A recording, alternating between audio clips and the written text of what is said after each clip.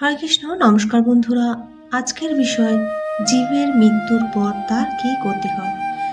জীবের মৃত্যুর পর তার দুই প্রকার গতি হয়।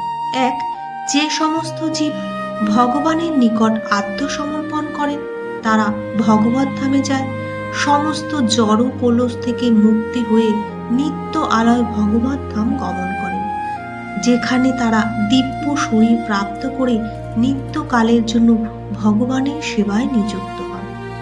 দুই, যাদের জড়জাগতিক কামনা বাসনা আছে তারা মৃত্যুর মাধ্যমে ক্ষিতি অব তেজ মরুত বোম দিয়ে তৈরি স্থূল শরীরকে পরিত্যাগ করে, কিন্তু মন বুদ্ধি ও অহংকার নির্মিত সূক্ষ্ম শরীর তাদের পাপ ও পুণ্য কর্মফল বহন করে।